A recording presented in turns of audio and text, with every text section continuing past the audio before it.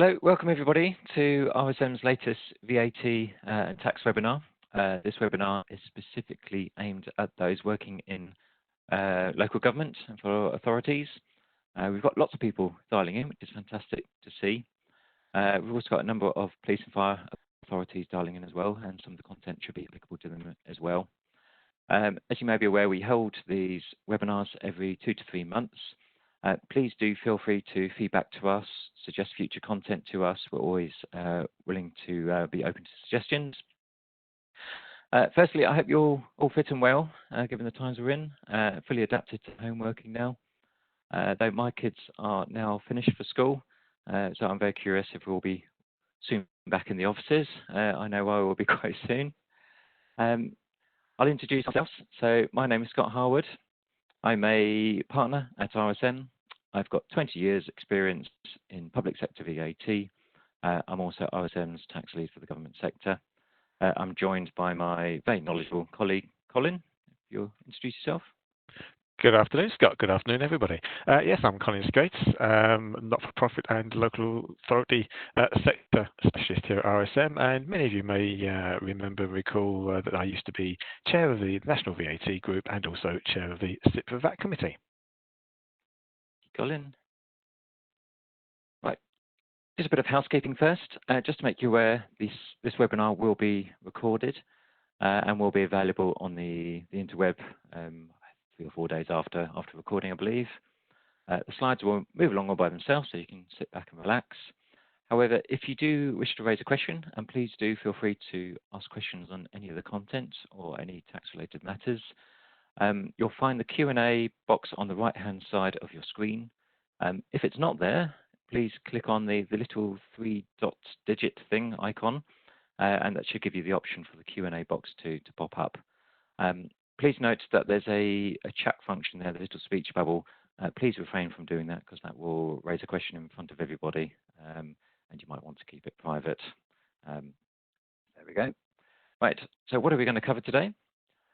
Well, the agenda is we've just had the summer economic update with some VAT changes in that. So we're going to cover that. Colin's going to give us a recap of the coronavirus tax relief and measures, of which there's been quite a few over the last few months. Following on that, we have sector activity with a focus this session on sport and leisure and how coronavirus has been affecting that particular sector. We're going to cover, as usual, case law updates, those cases we specifically think are applicable to local government and local authorities. I'm going to touch on procedural changes and how we can gain assurance in our new ways of working. And then we should hopefully end up with about 10-15 minutes for questions and answers at the end. Please feel free to ask questions all the way through, but we'll tackle those at the end. So, summer economic updates. This was the government's branded plan for jobs, released just on the 8th of July, so very recent. The first one is we have the new temporary reduced rate of VAT. So this is a widening of the current reduced rate of VAT. We're allowed to do this under paragraph 7, annex 3 of the EU Principal VAT Directive to avail ourselves of further reduced rates in specific areas. So the reduced rate is going to be affecting 3 main areas. The first one is supplies in the course of catering. The second one is holiday accommodation. And the third is attractions. Now, this is a temporary reduced rate, the clue's in the name. So we're just going to have it for 6 months. So it's going to be applicable from last week all the way to the 12th of January 21. That we already understand there's quite a lot of lobbying already going on, whether we can have that extended, as these are quite labour-heavy services, and we may need sort of economic recovery more than just a 6-month period. So firstly, the bad news is that supplies in the course of catering unfortunately do not cover non-alcoholic drinks. In my view, that would have really got the economy going. Though it might have cost our NHS a lot more as well. So yeah, just covers catering served in restaurants, cafes, etc., and hot takeaway food, but excluding sort of alcoholic beverages, unfortunately, as I mentioned. Holiday accommodation does affect our local authorities. I've put pitch fees there, that's camping pitch fees. We've had a few queries actually come in from our councils around temporary welfare accommodation, the supporting people programme, that sort of thing. And that could well be applicable to some of those activities where vulnerable people are being housed in hotels and other temporary accommodation. It also does cover beach huts whilst the sun's still out, which is good news. And so it doesn't cover sort of car boot sales and those sort of pitch fees, just caravan and camping. With regards to attractions, it specifically covers just admission to attractions. That does include any sort of incidental goods and services. Very wide scope, so it covers a whole host of things, which we've put down quite a few of those, but there's a public notice where you can find all of them. Unfortunately, HMRC have specifically excluded sporting events from this. Not that we can go and watch our favourite football club at the moment. Yeah, sporting events excluded from the guidance, but not the legislation.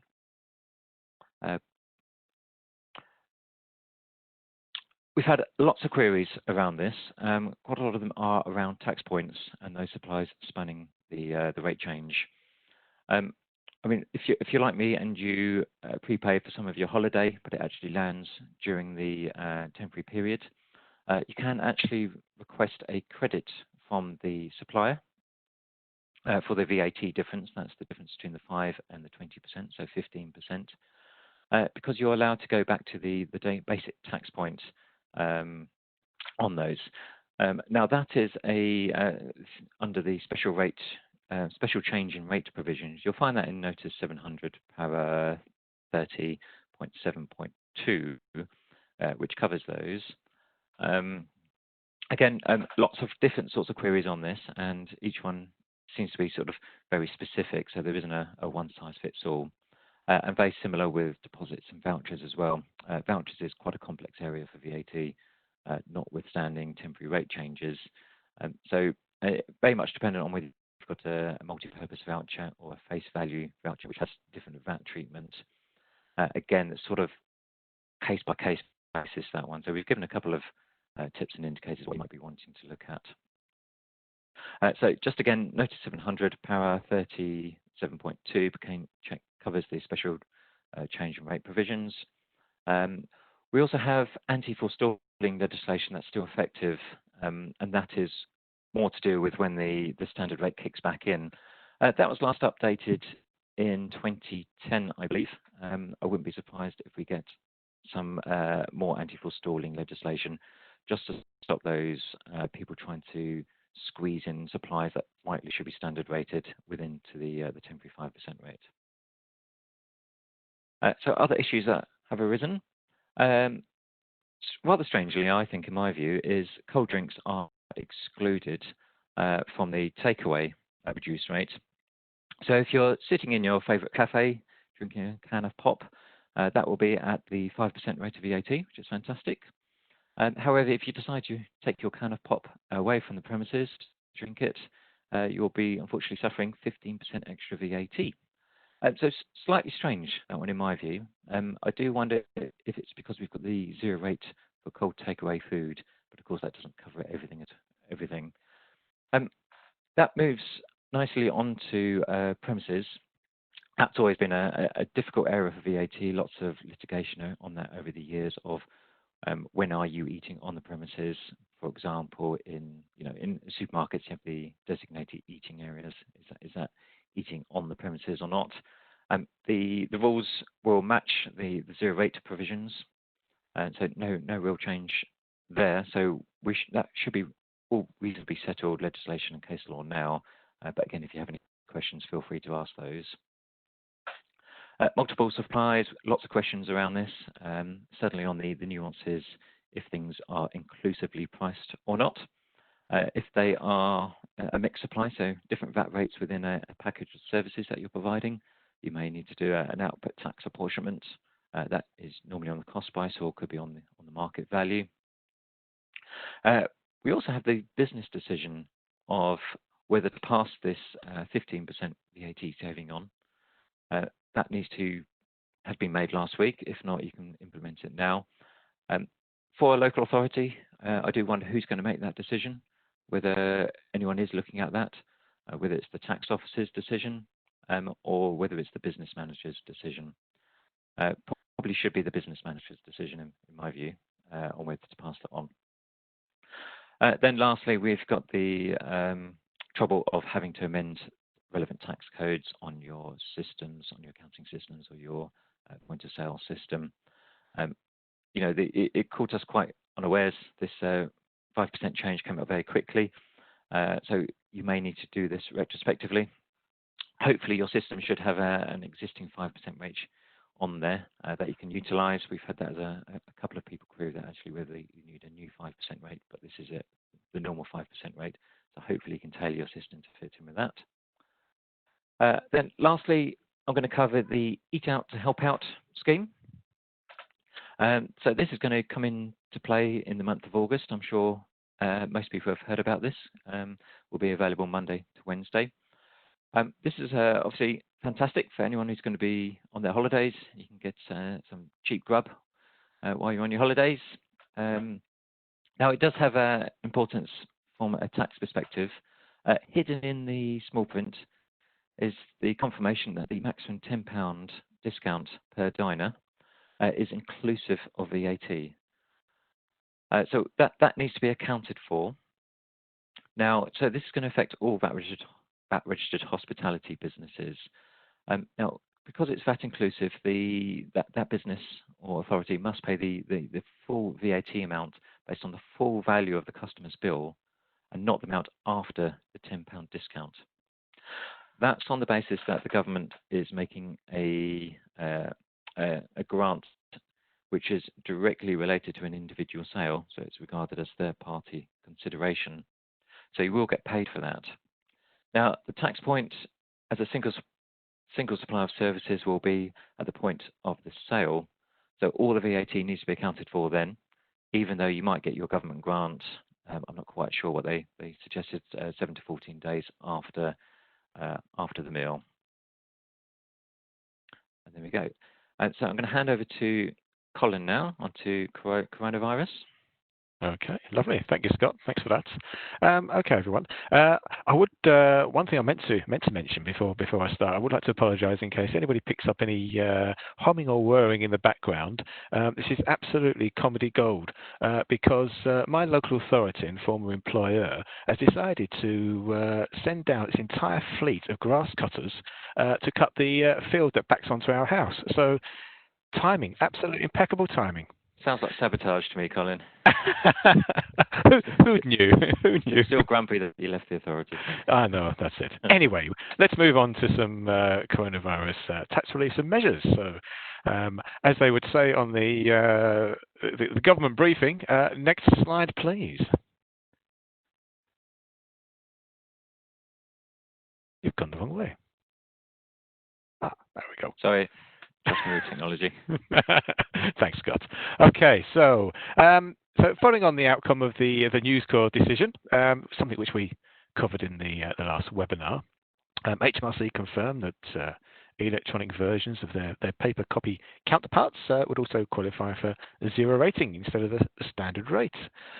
This was scheduled to be introduced from the 1st December, however, was rapidly brought forward to the 1st of May due to mainly due to the pandemic, because people being on lockdown and only encouraged to effectively make essential trips, they thought getting the 0 rating in would be so that people could actually stay at home and they could still get their fix of their tabloid newspaper or celebrity gossip magazine online from the safety of their own home.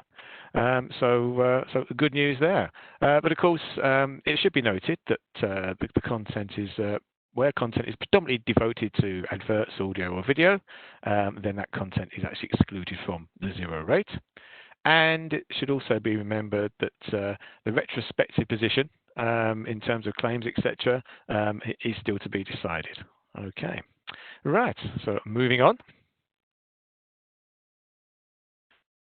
Next up. You've jumped one too. Thank you, Scott. Sorry, Colin. That's the one. No, that's okay. the wonders of doing this remotely. So next off the agenda, as it were, is Business Brief 4 of 2020, which was providing details on temporary zero rating afforded to PPE. The temporary period runs from the 1st of May to 31st of October, and of course will be particularly useful where authorities might be supplying PPE to other organisations such as charities in the care sector, where if they were to charge them VAT on such supplies, then that might fall as an irrecoverable cost. Remember though, there is a list of specific supplies contained in the brief, so it's always best to check what's covered and what's not, what qualifies. So I'd imagine probably a job lot of superhero masks left over from a local authority fund day back in 2007 might not actually qualify as PPE on this occasion. As well as VAT relief, it's also noted that import duty on goods being imported into the UK, so PPE imported into the UK from the 30th of January until the 31st of July, is relieved of import duty. And again, those products that are covered through the importation, there's a commodity code list to set out which ones apply and which ones do not. Okay, thank you. Now, emergency service collaborations. So this really relates to co-responder activity. So if we take a step back, so co-responder activity where a fire authority undertakes this, so where they respond to a 999 call on behalf of an ambulance service. I know, especially in my local area, that happens on many occasions. I often get caught short, head out of the window when the fire engine zooms past, looking for smoke, etc., billowing from nearby properties, to be then see that the fire engine parks up and the firemen then dash off to a medical emergency with their bag of first aid supplies. So ordinarily, where this occurs, then HMRC regard this as a non-economic activity, and therefore any payment from the NHS for co-responder activity is outside the scope of VAT. However, to obviously respond to COVID activity and the pandemic, it was actually brought to our attention that some fire authorities were to support their local NHS ambulance trusts by releasing uniformed personnel to drive NHS ambulances, move NHS COVID patients effectively, and deliver essential coronavirus-related equipment. Now, as the activity generally fell outside of the usual co-responder description, clarification was clearly urgently required from HMRC in order to determine whether the charges raised by the authority for staff time, etc., were seen as taxable, and if so, was the ambulance trust in a position to recover the VAT under the contracted out service rules, or was it more fitting for the supplier to fall under statutory obligations of assisting the NHS as a public emergency service provider on the basis that the pandemic was clearly categorised as a health emergency, national health emergency, if that. So following swift representation by RSM, HMRC got back to us, and they did confirm that, as you can see on the screens there, where a fire authority receives reimbursement of their costs from an ambulance trust for supporting the NHS with COVID-19 pandemic, HMRC do concur that these funds should be treated as outside the scope of VAT. Okay, the next item is the option to tax. So just a quick recap on this. So option to tax, nothing new. We'll realise and appreciate that it's a two-part process. We should all be familiar with that. So first of all, we need to make the decision, and it's always good practice to keep a record of that, whether it be in an email, a meeting minute, or cabinet paper. And then having actually made the decision, the requirement then is to actually notify HMRC within 30 days of the decision to opt to tax.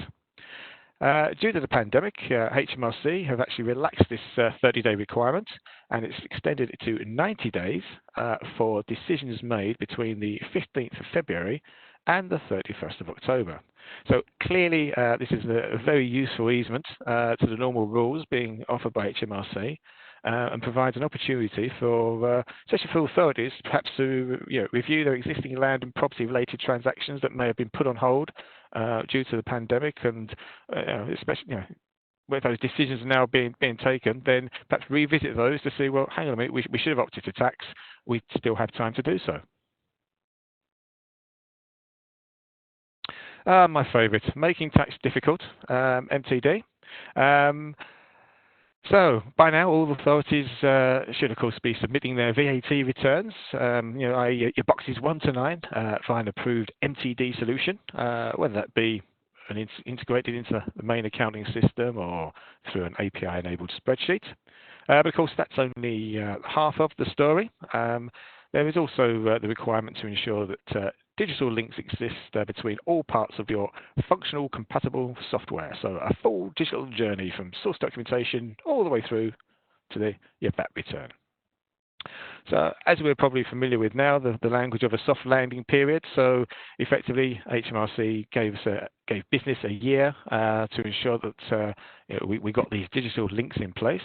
And therefore, it was expected that organisations that had to start submitting their VAT returns via MTD for periods on or after the 1st of April 2019, originally had until April 2020 to get those digital links in place, whereas those organisations, such as yourselves, like local authorities, who were in the deferral group and didn't actually start submitting via MTD until October 2020, October 19, therefore effectively had until October 2020 to comply. Now, HMRC have since come back and given us some more information on this, and they've actually said that the soft landing period has been extended. So it's now, digital links now need to be in place for periods starting on or after the 1st of April 2021. However, that doesn't mean that local authorities or those that are in the deferred phase have until October 2021. It's everybody and now needs to comply for periods on or after the 1st of April 2021. Now, very, very hot off the press, HMRC has just updated its own MTD information on its website, and we now understand that VAT registered businesses with a taxable turnover below £85,000 will now be required to follow the MTD rules for their first return starting on or after April 2022. So this is obviously the smaller businesses. And for local authorities, if we think about the sector that we're in, then that's going to capture parish councils, for example. And of course, the other thing to point out here is that when MTD was first made it onto the scene, VAT was effectively the pioneer, and the expectation is that making tax digital is going to be rolled out to other taxes. And again, HMRC are now informing us that self-employed businesses and landlords with business turnover above £10,000 with effect from April 2023 will also have to follow MTD rules for income tax purposes. Okay. I think Colin, also hot off the press today is government has announced a Section 33 refund scheme for S4C, the Welsh TV channel. Right. That's just put it on parity of treatment with the BBC. Yeah, it's fully funded by the licence fee now. So that's just popped out today as well, which I'm surprised that's managed to get through with all the quite a lot of noise going on at the moment with coronavirus. Indeed. Yeah. Excellent. Thanks, Scott. That's useful to know. Okay, next slide. We've got domestic reverse charge on construction. And yes, it is still coming. So we've had many delays on this so far. The first delay was due to lack of industry awareness. Then we had something called Brexit and the general election get in the way, so that then shifted it again. And now we've had the coronavirus pandemic. It's been delayed until the 1st of March 2021. I don't propose to go over the mechanics of the reverse charge with you today. That's been captured on previous webinars. Although, if you do need any help with information and or still uncertain, then by all means, please do drop us a line. However, it is worth pointing out that it is now a requirement for customers to consider and confirm to the supplier their end user status. Okay, so next we're going to look at some VAT case laws and legislative updates. So the first case I thought we would explore relates to a decision of the upper tribunal in the appeal of several YMCAs. Now, the case concerns suppliers originally provided under supporting people funding. Now, what wasn't in dispute, which makes a change, is whether the supplier fell as, was it a grant or was it a contract for services? So that wasn't in dispute. It was agreed that it was contracted for services. But what was the liability? Was it exempt or was it taxable at the standard rate?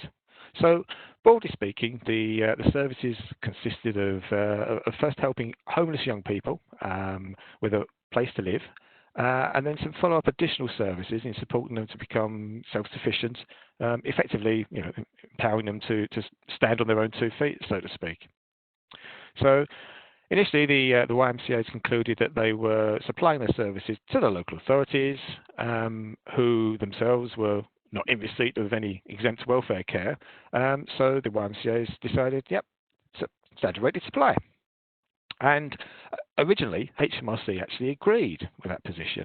However, they later on changed their mind and they said, no, we think actually, it should actually be one of exempt care and welfare provided to distressed persons, i.e. the young people. This, of course, would impact the ability for YMCAs to recover VAT on costs incurred in relation to the supplier. So, where are we now? Well, both the first tier and the upper tier tribunals have found in favour of HMRC, as in it's an exempt supplier. There were 3 sort of grounds for appeal. And the first of all was the first one that the supplier was made to the LA and not the persons in need of welfare. Well, that was dismissed. Secondly, that the supplier was, if it was supplied to the persons, then actually, well, when we actually provided the service, they weren't distressed. Well, surely they would have been distressed at the time they were homeless. They may not have been distressed once they've got a roof over their head, but clearly they were distressed. And finally, that the supplier was not one of those listed in legislation, i.e. instruction. So effectively what we're saying here is they didn't think that it was instruction as defined in legislation. They kind of inferred that, well, we're not actually instructing them as in telling them what to do. So, for example, this is how you would fill out your benefits form to claim benefits. You must do this, you must do that, you must do that. They kind of came at it more of, well, there's some information over in the corner there. If the device is available, the information is there. If you choose to do it, rather than we instruct you to do this, this, and this. So that was their take on the instruction argument. It's an important decision because at the end of the day, it actually sort of confirms that really, when looking at transactions, we need to consider the true nature of the supply. So in this case, supporting the homeless young people, regardless of the fact that the funding to support the supply was from a third party, in this case the local authority. And it's also important for local authorities to consider the impact of this decision when commissioning services. So when commissioning service to similar charities that are faced with irrecoverable exempt input tax, that effectively the true cost of that service is understood. Yeah, thanks, Colin. I mean, I agree, it's an important case because it gives us a line of where welfare stops and ends. And we have this with a lot of the exemptions, health, welfare, education. Healthcare or welfare-related services, are not exempt. It's welfare services, and so it helps us draw that important conclusion. And it segues nicely into the next case, actually, for Mandarin Consulting, which is a first-tier tribunal case that just popped out a week or two ago. Quite similar to the YMCA case, it looks at where is the line for education in defining education. So the Mandarin Consulting, which was a private company, provided careers coaching and support to predominantly Chinese students who were attending university in the United Kingdom. This fundamentally was a place of supply argument of was it within the scope of UK VAT. Not unsurprisingly, HMRC felt that it was a supply of education that Mandarin Consulting was providing. Thus, it would fall into what's known as Article 54 of the Principal VAT Directive, which means it would have to be supplied in the UK, i.e., where performed. So the first question in the first tier was: so is this education or is this a supply of consulting? Well, the court's conclusion was it actually wasn't education. It was information. It was instruction, but there was no set framework. So there wasn't a course, and it didn't match closely what the students were studying at university as well. So it fell short of the definition of education, and there was a lot of sort of cross-referencing various case laws. So it's quite a good case to read if you're that way inclined. So now that we've decided it's a supply of consulting, we then need to decide who is the company actually providing. Are they providing their services to the students, or are they providing their services to the parents of those students? Interestingly, this was split by the judge, who viewed that the earlier contracts Mandarin Consulting had with the students was indeed supplied to the students. However, Mandarin then, perhaps after taking some advice, provided their contracts directly to the parents. Now, the judge viewed that the contract is king, and thus, for those later contracts, the supplies were to the parents who would be based outside of the UK, invariably in China. So they're providing ultimately a taxable supply that was outside the scope of UK VAT, because the place of supply is not the UK. The great news for Mandarin means that they don't need to charge or account for VAT on the output side, but they still get to reclaim their input tax because they're making a taxable supply. HMRC have already come out to say that they're going to appeal this one because it's quite an important case. Now, we feel that this could apply to quite a lot of local authorities. They get involved in quite a lot of supplies with the buying or providing services that might be similar to this. So therefore, the question is this chargeable at the standard rate of VAT, or is it exempt of VAT? Because, of course, local authorities being eligible bodies for the education exemption might exempt their supply as a supply of education. So there could be, if HMRC do ultimately lose this one, invariably they'll spin this to their advantage and then may go on the war path looking for output tax on things that are now deemed to be subject to VAT, i.e. taxable. Similar to the welfare sector where there's quite a lot of planning, we also wonder if this is going to open up a little bit of planning in the education sector, with people wanting to charge VAT to local authorities in order to be able to reclaim VAT. And of course, local authorities can reclaim that VAT under Section 33. So yeah, all very new, and we'll keep you briefed of this one as it evolves.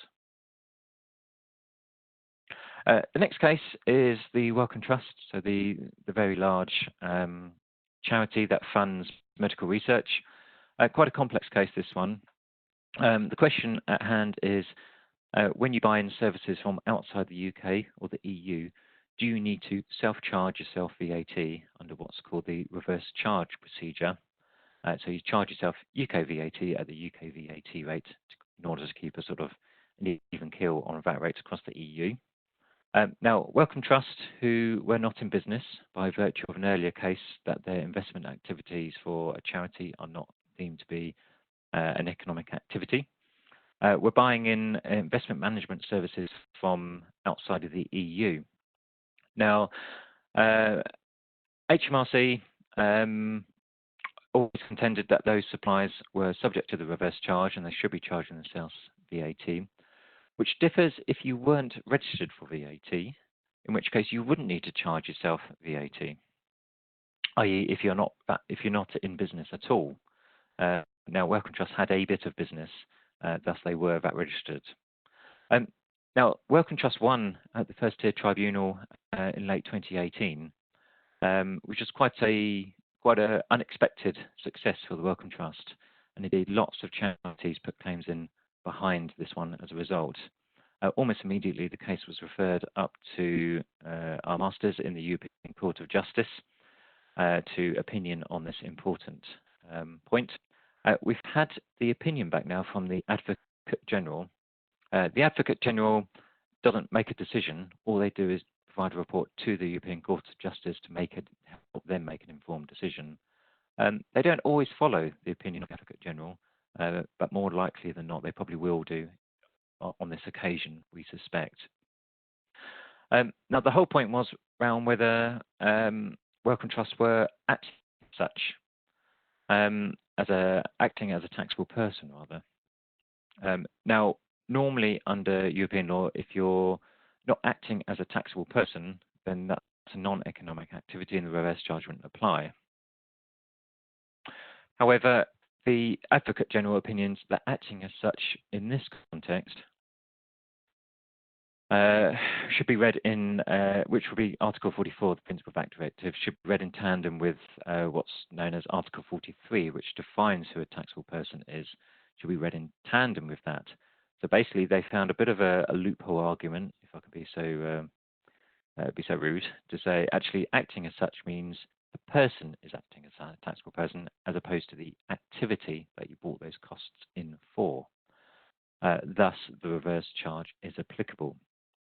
So, as I say, if Wellcome Trust had succeeded, local authorities would no longer need to charge themselves VAT on non-UK service costs by virtue of the fact that they're not in business and buying those services in for a non-business purpose. However, we await the decision of the European Court of Justice, which can come out quite soon. We strongly suspect it will follow the Advocate General, thus no action for now for local government, and no real opportunities around this unless you're a particular authority who doesn't have full right of VAT recovery. If you are one of those, you might want to consider putting claims in, even if they're a bit of a long shot. The next case I've got is a NHS one, which involves lease cars provided to NHS employees.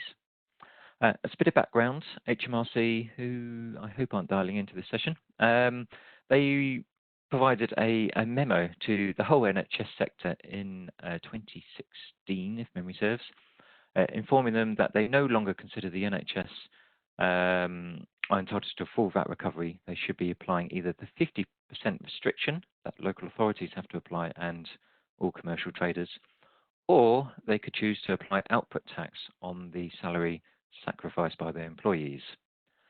So it was drafted as an interim guidance note for the NHS. Certainly myself and lots of advisors at the time looked at the law instead of HMRC's guidance and thought that doesn't look right. And indeed, Northumbria, who operate a large lease car scheme for the NHS, litigated against HMRC. Now, we did have an upper tribunal decision. This was a judicial decision in favour of Northumbria Healthcare NHS Foundation Trust last year, I believe, and ruled in their favour. And we've just had the Court of Appeal uphold the upper tribunal's decision as well. Essentially, this means that the treatment of transactions order, which is the de-supply order, so when you make a supply of lease cars to your staff, that is de-supplied, it's taken out of the scope of VAT. The Court of Appeal said, yep, that's still law that everyone can rely on. They did comment that following a case called AstraZeneca, which said that supplies of salary sacrifice to employees, whether that be Home Computer Initiative or Cycle to Work Scheme, that sort of thing, are suppliers with VAT, and we need to account for VAT where applicable on those. So the judge thought actually it was a bit in conflict with the EU law. No mention of the derogation that we have from EU law, which allows us to do this. I think that might have been oversighted in my view. But certainly, so this court decision reaffirms that where you are supplying vehicles to your staff, you do not need to account for VAT on that supply. Now, for the NHS, because they're not making an economic supply to their staff, we then look at the input tax side. Can they recover their VAT? Now, Section 25, which is input tax for normal businesses, there is a blocking order that limits your VAT recovery to 50% on lease cars or 100% for purchasing cars. Now, the NHS, they don't reclaim input tax like local authorities. They get a refund VAT under Section 41(3). There's nothing in there stopping them or blocking them for reclaiming the VAT, so they still get to enjoy their 100% VAT reclaim, subject to non-business use. So before you get too excited, though, local authority listeners, unfortunately, Section 33 has always had a matching blocking provision against Section 25, which means that where Section 25 is restricted, i.e. the 50% block, you are similarly blocked by the 50% rule as well. So this doesn't have any scope for local authorities before you get too excited or buoyed by this case. Interestingly, the NHS may be entitled to a full refund scheme. That's currently under consultation with Treasury at the moment, so they may be looking at changing the law. You may also feel slightly aggrieved that the NHS, NHS employees don't have to pay VAT on their lease cars, whereas local authority employees do. This ultimately is a policy point. So whilst we're looking at changes in law for the NHS, which may encompass this, get your lobbying now if you want similar, really, is the message. But lots of lobbying going on, so I wouldn't be surprised if you struggle to get yourself heard on that one. Colin, back over to you. Brilliant. Thanks, Scott. That was really useful. Okay, so finally, I'm going to just quickly touch on property search fees. Now, before you will go, oh no, not property search fees. I thought we'd seen the last of all of that. Well, yeah, I'm not referring to the liability supplies made by the local authorities. That's now been resolved for a little while now, and more recently last year for Northern Ireland with the input from RSM. Hurrah! But instead, whether such fees are disbursements or not. Now, there was a case, a VAT case, Bradner's LLP, and that concluded that electronic online search fees were not disbursements, but instead they were a cost component of its supply to its client. Okay, now, who knew? But actually, there's a long-standing concession agreed in 1991 in relation to postal searches that does allow them to be treated as disbursements. So therefore, we have a conflict here, the postal concession being inconsistent with the Bradner's decision. So therefore, HMRC are withdrawing that concession with effect from December 2020. But it's useful to consider just disbursements in their own right for a moment, because this topic has also come up in other litigation, in particular in the case of British Airways and a firm of solicitors called Prosser. Now, it concerned VAT being recharged on medical reports obtained in litigation by a passenger claiming an injury on the flight. So, not sure exactly what happened to the poor passenger, but there we go. Now, in principle, such reports in this circumstance are taxable, and effectively Prosser was recharging these costs plus VAT to British Airways, who was found to be liable to pay the costs. However, BA argued, as a matter of principle, that, hang on a minute, VAT shouldn't be added. It's a disbursement. Now, this has gone all the way to the Court of Appeal, where it's decided that VAT should have been added, as it was, and that the medical reports obtained by Prosser for the use in providing advice to its client, as opposed to the client's own use, So again, meaning, just like the Bradman's decision, that it was a cost component proper to PROSA. Try saying that when you've had a few. Now, it's a useful reminder, obviously, regarding the treatment of disbursements, whether you're merely acting as a postbox on behalf of your customer, or whether it's a cost component of your service. So perhaps something that maybe local authority legal departments involved in property transactions might wish to consider and look at.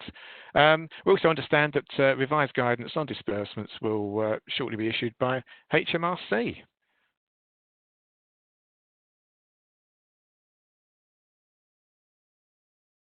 Okay, so next on, sector activity.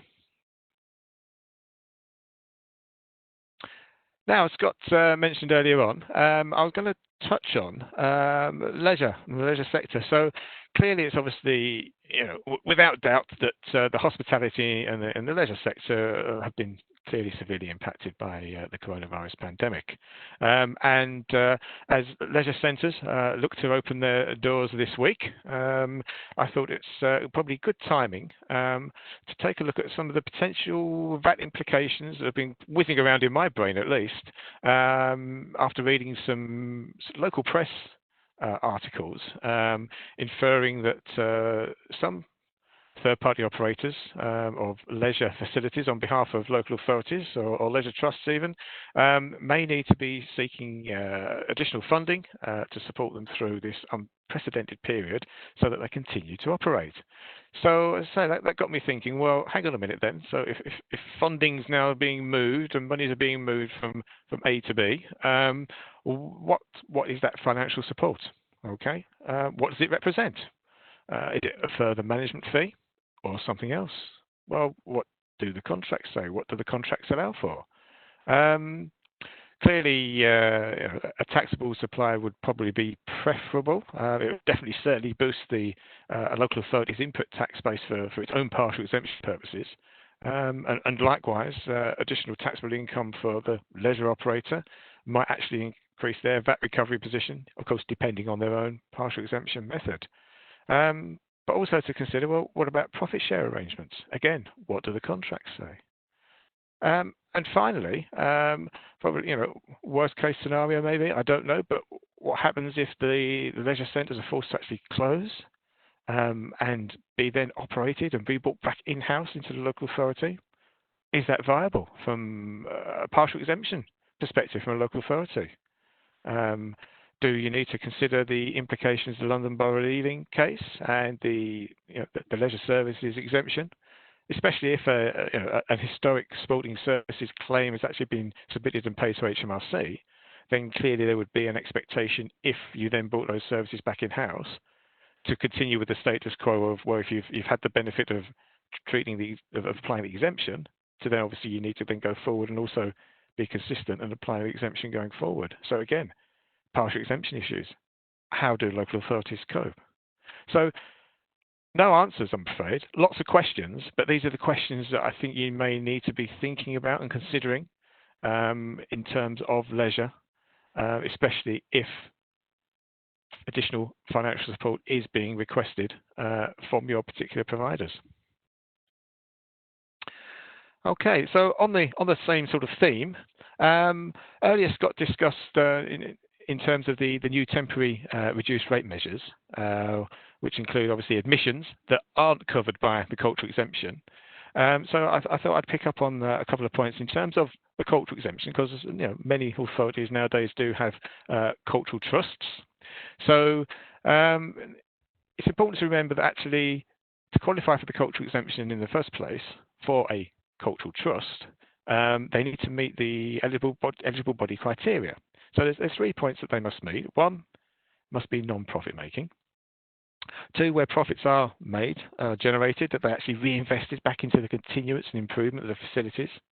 And finally, it must be managed on an essential voluntary basis by people who have no direct or indirect financial interest in the activities of the body. So in respect to the last point, often authorities, as I know myself, have either council members or senior officers actually sat on the board of the trust. Okay, no problem. But effectively, providing then that counsellor or that senior officer receives no more, okay, than their normal basic salary or an attendance allowance for board meetings or an honorarium, then HMRC have actually confirmed that they do not see that as a financial interest, which would breach the cultural exemption.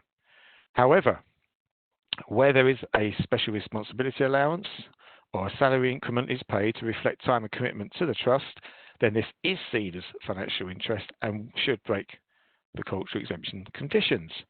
So on the back of that, again, something perhaps we would expect local authorities to perhaps review their position, where of course the exemption is broken perhaps because they're not meeting the requirements, then clearly we've got the opportunity now to be mindful of the temporary 5% reduced rate and maybe an opportunity to consider that recovery. Thank you, Colin. Yeah, lots of queries around sport and culture as that sector starts to sort of come out of their difficult times. So I'm sure tax will catch up with all those difficult questions as well and times. The next point I wanted to pick up on is procedural changes. So certainly I'm working from home, and as I'm sure an awful lot of you are still working from home as well. So yes, we have a new way of working. I won't use the phrase a new normal, even though that's on my slide. But what we're experiencing, what a lot of clients are now talking to us about is certainly the larger corporates and those who process an awful lot of invoices, which would include local authorities as well, is that they have now changed their ways of working. So whilst they used to have a finance team all beavering away in an office, with set procedures, set sort of knowledge transfer, etc., all in one place, working from home has presented a number of difficulties, just practically and just technically as well. So how is that going to sort of feed through to VAT and tax reporting? So one of the things we thought would be a really useful, opportune time for you to go away and think about is now the dust has settled a little bit from that sort of emergency ways of working a few months ago. Look at how you're now working, how you're intending to go into work, what policy changes may be made. I doubt if policies have been updated to reflect the new ways of working yet. I'll be impressed if they have been changed already. And just to look at about how that sort of corresponds with the with your VAT compliance and your processing of VAT. Certainly, we also expect to see a larger increase in unusual transactions, whether they be refunds. We had authorities that were making prepayments to suppliers in order to try and get cash into the economy, that sort of thing. Lots of queries around tax points at the moment as well. And unfortunately, as a consequence of where we've been as well, we're seeing an increase in fraud. And how can we counter that? And certainly, again, unfortunately, we're seeing a marked increase in insolvency. So that might be with your suppliers or your customers.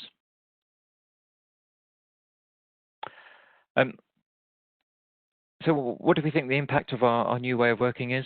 Well, certainly we think this will filter through to an expected increased risk of VAT errors, misstatements. And again, that might just be that one of your clerks might normally ask someone because they're new, how do we code this? What cost center or this looking invoice? How does it get coded with VAT? Whereas you're working from home, you might be more inclined just to process it. So we honestly think, when you're data heavy, there'll be a lot more sort of minor misstatements, all very innocent stuff, but it's just a consequence really. That may mean there's a potential loss of VAT recovery for local authorities, or potentially an overstatement of output tax. It can go both ways, of course. So there could be an overstatement of VAT or understatement of output tax. But certainly now is a great time to consider undertaking insurance reviews. Ideally, they would be independent in our view. Otherwise, you might be at risk of marking your own schoolwork. So independent could be, someone in a different department or a professional advisor, for example. And as part of that, you should be reviewing your accounting, your process mapping. That ties in neatly with what Colin mentioned around making tax digital as well. Your accounting system should always be, should be moving towards sort of fully digitized now. So you should have been looking at your process map and what data is going into your system and then finding its way to the VAT return. And lastly, you should be correlating your revised policy or objectives in there to your VAT return completion procedure as well, and just updating your VAT manuals and your procedures as necessary. Okay, in the current climate, it's reared its head again. Cash flow is now back in vogue. It hasn't been that important for a lot of clients, whether it be government or corporates. We've had very low interest rates for a very long period of time, and cash flow hasn't been as important, if I'm honest. However, people are now struggling to get funding, so cash flow is quite important. So top tips around that is make sure you're claiming VAT at the earliest phase possible. Still, lots of local authorities using posting date for reclaiming VAT when you should be using the correct tax point, really, normally the invoice date. So that's an instant win for cash flow there, and would be quite sizable for local government. Similarly, for output tax, you could consider whether you can delay their output tax, perhaps by producing requests for payments as opposed to raising tax invoices to your clients. Understanding planning opportunities in the government sector, whether that be around education or welfare that we discussed earlier. Of course, we've mentioned a few cases as well, case law that we can look at. Lastly, I just wanted to plug RSM's VAT Data Analytics. I mean, we live in a very big data world now. Some of our clients have hundreds of thousands of lines of data every year. They process so many invoices. RSM, as with a lot of the accountancy firms, have invested heavily in technology-enabled analysis. Artificial intelligence and stuff way beyond my pay grade of understanding. But certainly what we are getting a lot of requests now from those who deal in big data, so again, large corporates and local authorities, is data analytics. So we take all the data, we put it into our fancy systems, and it, using artificial intelligence, it pulls out sort of potential areas of VAT underclaims or overclaimed VAT. But also it's a very consultative review, that as well. So the likes of Colin will feed into that, lend their sort of experience and knowledge of the government sector as well, to produce an assurance management report. So if it produces nothing, you've got 100% assurance, pat on the back, you can sort of sleep well at night. Alternatively, it might find some savings for you as well.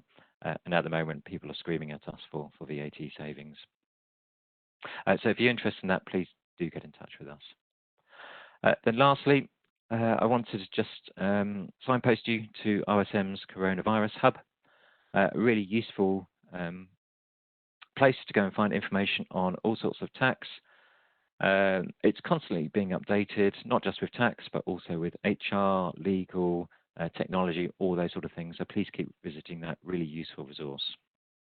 And then finally, on to Q&As. We haven't got very long, have we, Colin?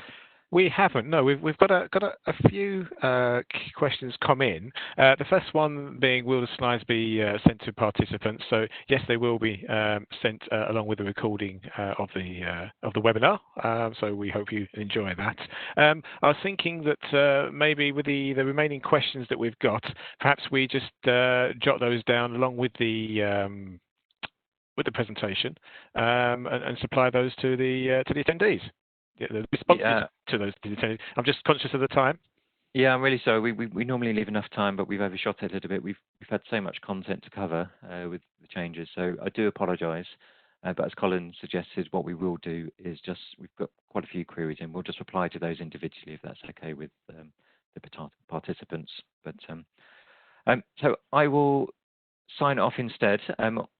I will just highlight our last slide. We always have difficulty getting these invitations out because people haven't put down their preference to receive these sort of emails from us. In our new GDPR world, It will make life much, much easier for everybody if you could just take the time to fill in your preferences to receive webinar invitations from us. So follow that link there. Please do select that. I think it's you have to click it twice or something like that, but please do fill that in. Otherwise, I'm just going to sign off with a big thank you for joining us. Lots of people dialing in today. That's fantastic. Again, please do feedback to us with any content or suggestions that you would like us to cover for future webinars. And otherwise, it's a goodbye from me. And a goodbye from me. Thank you, everybody.